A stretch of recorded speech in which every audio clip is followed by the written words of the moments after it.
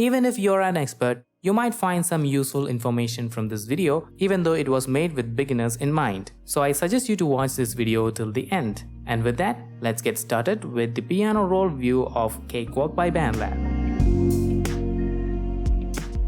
This video is part of a series for beginners who are new to Cakewalk or even music production in general. If you're one among them, then this section where I create a new project is for you. In the start screen, we go to the new project section and click on empty project.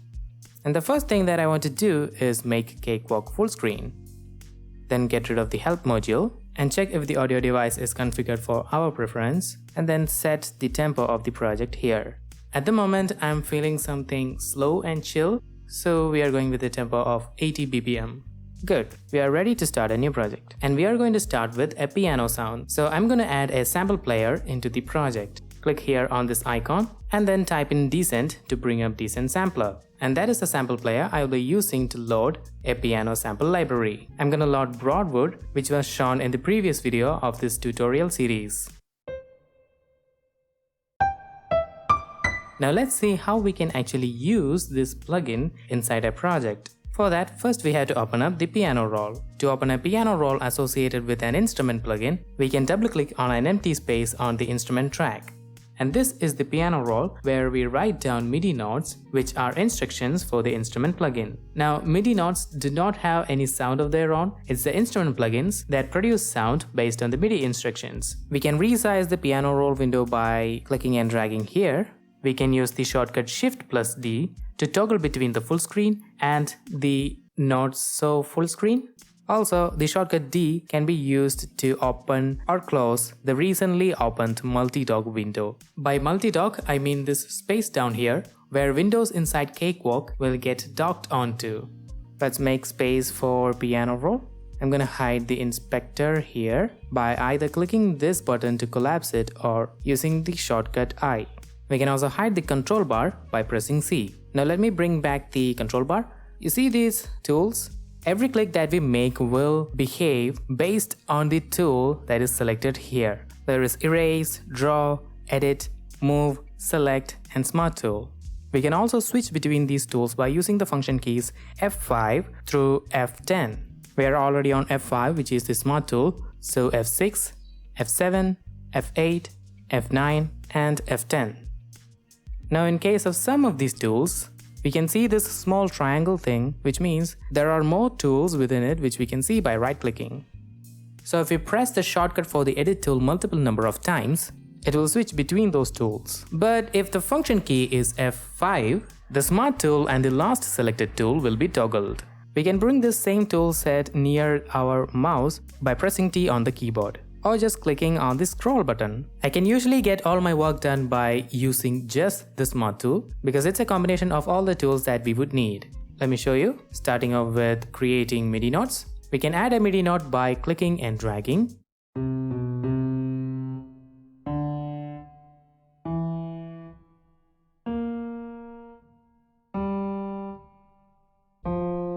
Or double-clicking. Or single-clicking while holding down the Alt key. The length of the creator note will be based on the last selected note. If we select this one, then we can create a note of that length. If it was this note that we clicked last, then the next created note would be of that length. We can change this by right-clicking here and disabling last touched and selecting whatever note length that we want from here. But I like keeping this last touched here, so there you go. We can set the note length from here also.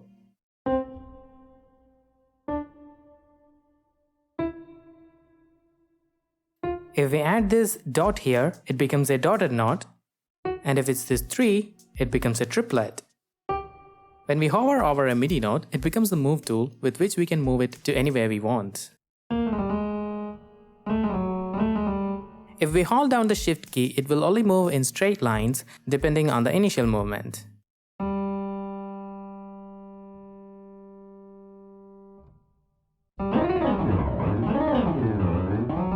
If we hold on Control key, we can copy the notes.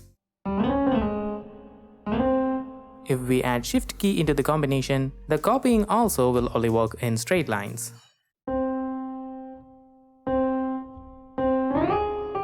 We can delete a note by right-clicking on the note. We can delete multiple notes by right-clicking one note and holding down that click while going through the other notes. We can stretch the notes like this.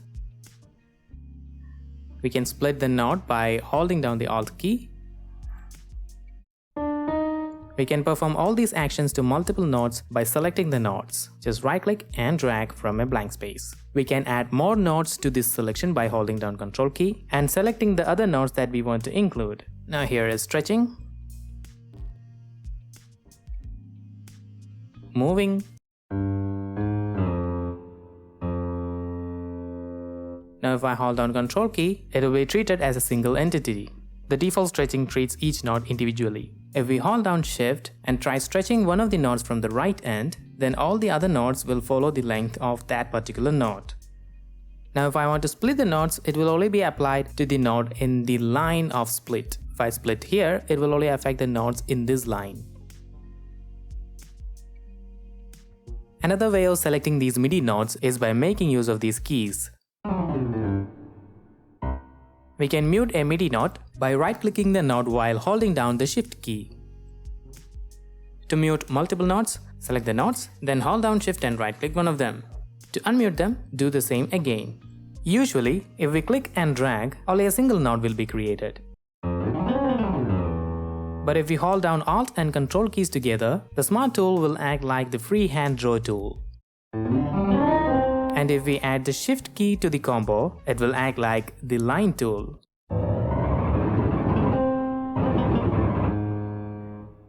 Hey, this is me from future with something I forgot to mention. You can select multiple notes and then hold down Ctrl Alt keys together, making it the draw tool, and then click one of the notes to glue the notes together. We can glue notes that doesn't even touch, like these two. This is useful when we are trying to make some lush pad sounds. In this case, I can glue separate notes into one single note. Cool! Now we have accessed all the tools that can be used inside the piano roll view with one single Smart tool, except for the pattern tool. I'm gonna select that. Right click and select a few notes like this and just click and drag. The pitch won't change unless we hold down the Shift key. I'm gonna switch back to the Smart tool. Now let me show you the shortcuts for navigating around the piano roll. To move up or down like this, we can just scroll the mouse wheel. To move sideways, we just have to hold down Ctrl key while scrolling. In both these cases, if we hold down the Shift key, the movement will be much faster. Just notice the slider. Now this one. We can perform horizontal zoom by holding down the Alt key and then scrolling, and the zoom will be targeted at where the mouse will be. If it is here, it will target this area. If it's here, then like that. We can do the same targeted zooming by placing the mouse on top of the timeline like this, then clicking and dragging up or down. Alright. We can do vertical zoom like this by holding down the Ctrl key and using the up and down arrows. Now I'm gonna zoom in further to show you something. If I try to move this note,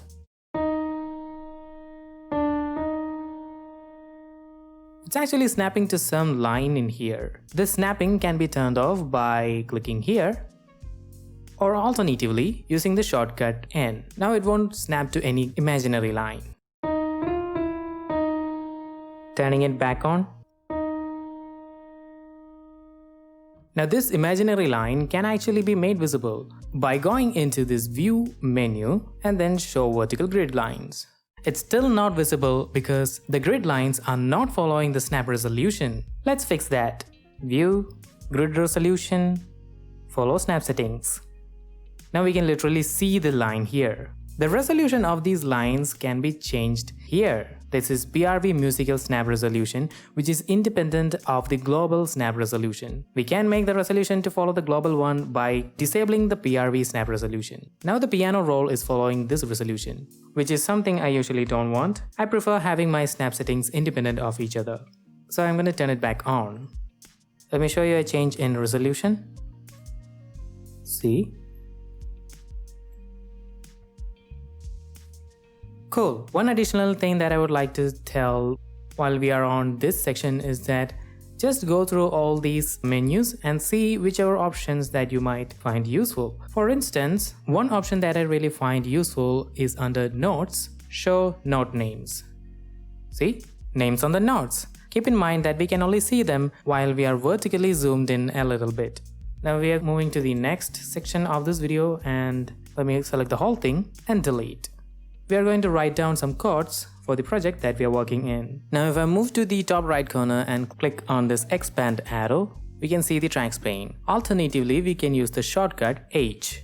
Let me expand it a little bit more so that we can see the MSR controls. Now I'm going to choose a scale to write the song in. I'm going to right click this track, go to root note and choose a note. Let's pick D sharp. And then right click again, go to scales, diatonic scales, then Aeolian, natural minor. Now if I right click again and click on this first option, we will only be able to write notes that belong to D sharp minor.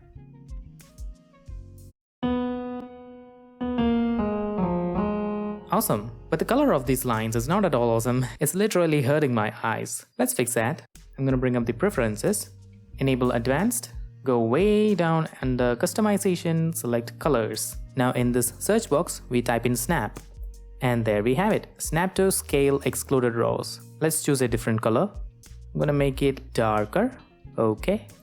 Yeah, this is much better. Okay, there we have it. What I usually do is try some bass notes first and then build the progression on top of that.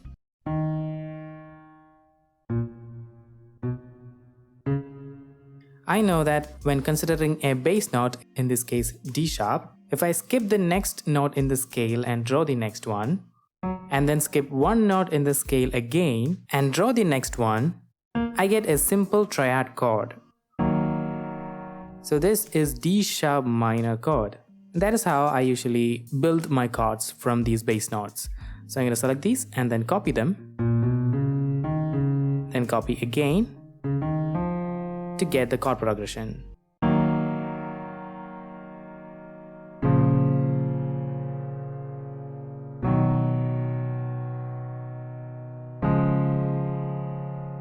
You know, we don't have to spend that much time to audition all these chords. If we press J on the keyboard, we can preview all of the MIDI.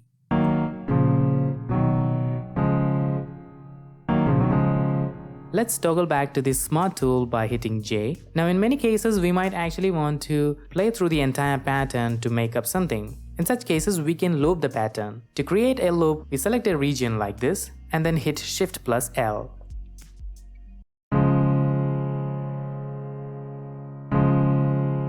Now it's looping. We can toggle it by hitting L.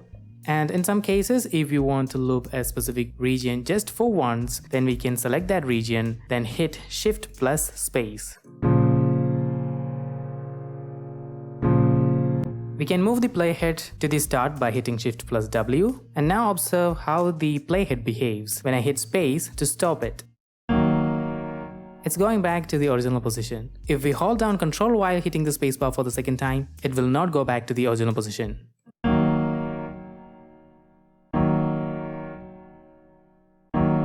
If you want this behavior to be reversed, we can hit Ctrl W.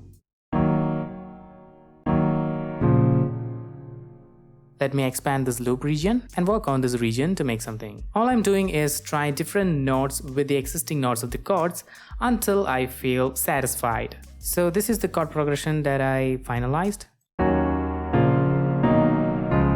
While playing it in loop, I was kind of making some melody in my head, but I wasn't getting the right tempo. So I'm going to turn on metronome, which we can do by clicking here, or alternatively use the shortcut Ctrl plus F3.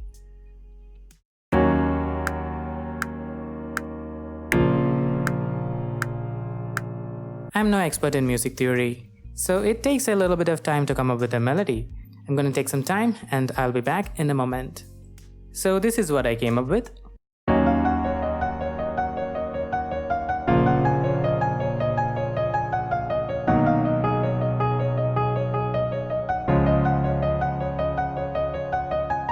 If you haven't noticed yet, I have changed the resolution value to 1/16 so that I could snap these tiny little notes into their places.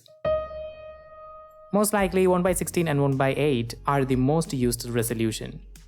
Now the reason why I came up with this kind of arpeggiated melody is because this one benefits the next section of this video, which is velocity of MIDI notes. Every MIDI note has a velocity value associated with them, which we can see by bringing up the controller pane from down here. If you cannot bring this up like this, then hit this button here. Now what is velocity? Well, it defines how hard a note is played, like how hard or how soft. Let me show that by bringing up the line tool and drawing a line like this and one more like this.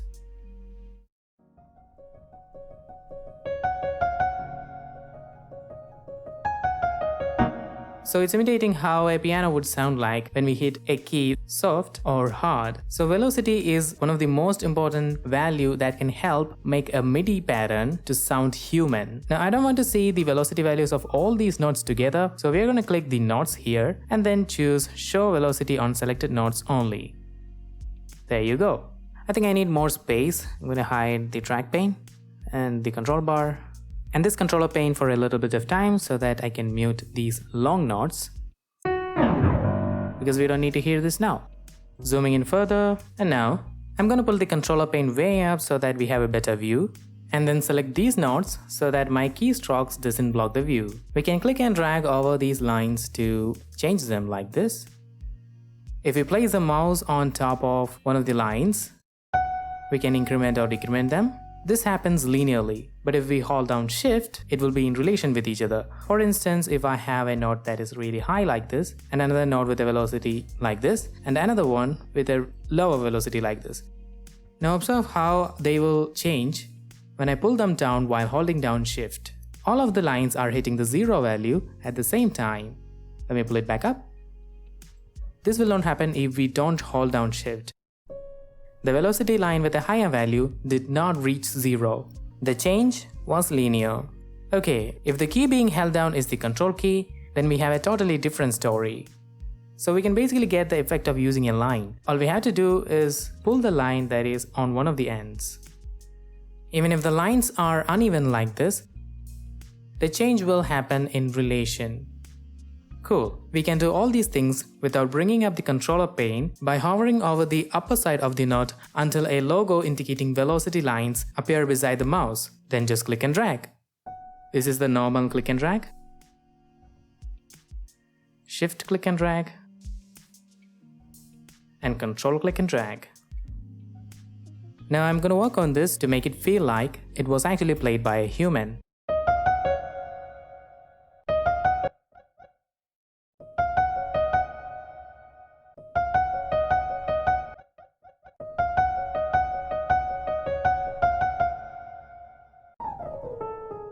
After editing the velocity of all the notes in the melody, this is how it sounds.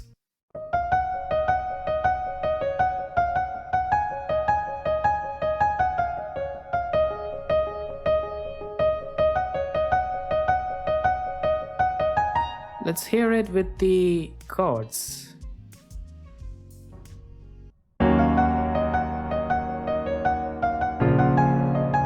It's not bad, but I think we need to humanize the chords too. I'm gonna first change these notes in such a way that it imitates how the left hand would play something in the piano. Cool. Let's try it with the other chords. Now, performances by real artists might not necessarily be perfect. For instance, timing. In our case, all these MIDI notes are snapped to the grid lines that they are on exact time. We can try offsetting them slightly so that they feel a little more human. I'm going to turn off the snap and move it a little bit off from the line, like that. If you have a numpad, then you can use the nudge feature to do this. Select a note or bunch of notes. You can use 3, 6, 9 to nudge them right with varying distances, and 1, 4, 7 to move them to the left. And while we are at it, we can use the numpad 2 to transpose the note down by 1 semitone, and 8 to transpose it up. If we hold down Ctrl while doing so, it will be across octaves. We can move these notes by clicking each of them, or be smarter by using the cal scripts. First we select the notes that we want to manipulate, then right click on a blank space and then select Run Cal. These are scripts which perform a specific set of instructions that might have taken us a long time if we were to carry out them directly. In here we have this script called humanize, which we are going to select and open. I'm not sure what value this is. I'm just gonna try 40 and see how it goes. Not too shabby, I guess. Yeah, that's fine. And we can also vary the velocity of these MIDI notes. I'm gonna bring up the controller pane so that we can see the changes and zoom in a little bit. Then right click again on a blank space, run cal, go way down, very well. Open that. Low limit of velocity range. Let's say I want around 70. And high limit of velocity range around, let's say 96. By the way, the velocity values can actually be seen here. Okay, it's done. Now let's hear it.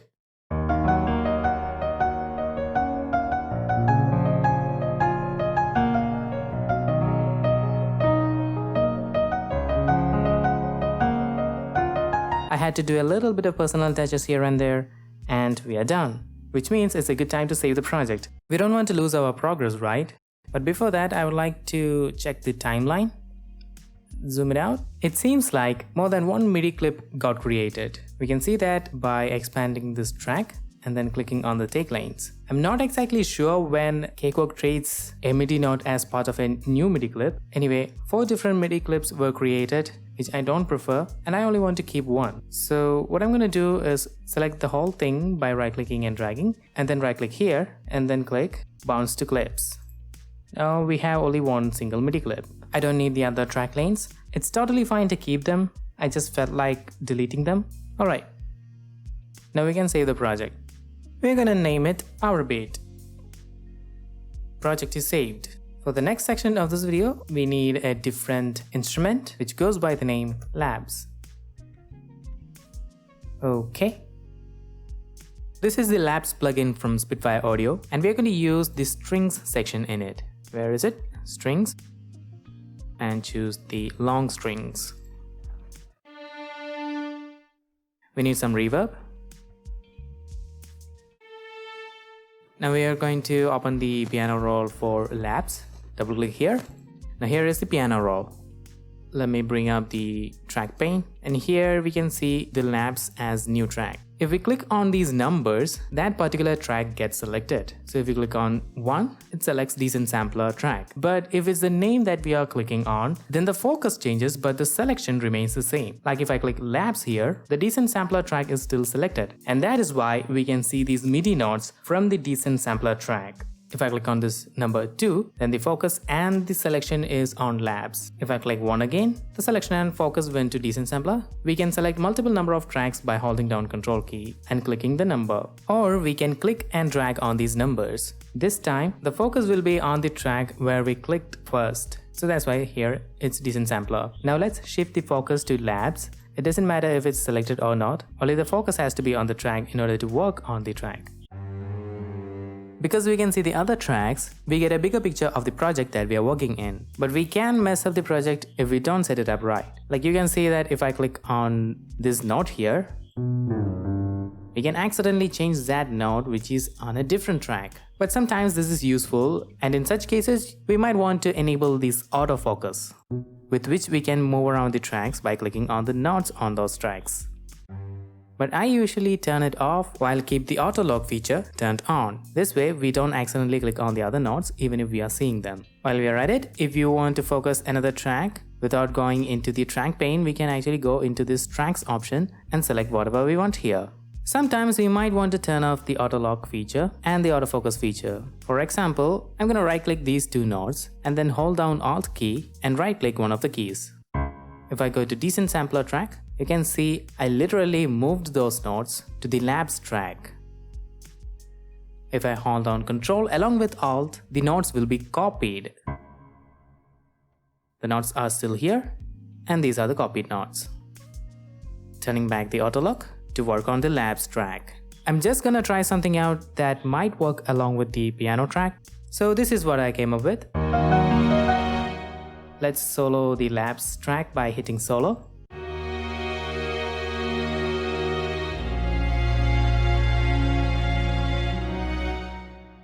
The reason why I chose specifically the Labs plugin is to show you the use of MIDI CC. To use it, we have to bring up the controller pane where we usually see the velocity. We can add new controller by clicking on this button. This will bring up the window where we can select the MIDI event type. Type control suggests MIDI CC, which stands for continuous controller. We have a bunch of default values that we can use. The CC1 is modulation, which is usually connected to the modulation wheel in MIDI keyboards. These continuous controllers are the stuff that give MIDI music a realistic feeling. I mean, look at this CC2. It's for breath, which will come in handy when we are using a sampled instrument of a wind instrument. For the time being, we don't need any of these, so we are going with modulation and click OK.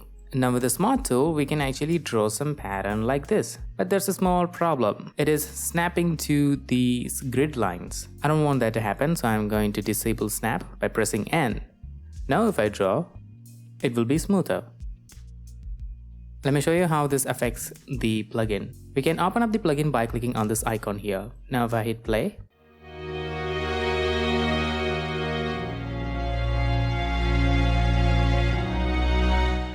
so it's connected to the dynamics slider here. Another slider that's common to these kind of instrument patches is the expressions. I'm gonna add expression here, plus, control. Here we have expression as CC11. We can select that, but I would like to show you something else.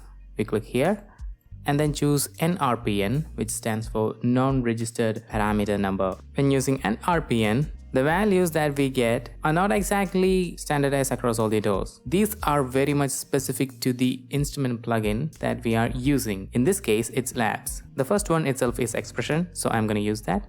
Okay. Now I'm going to use the line tool to draw this.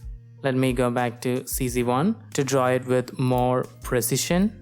We can see multiple lanes by hitting this view and then selecting show multiple lanes. There we can see that. Now if I open up Labs, see how it affects.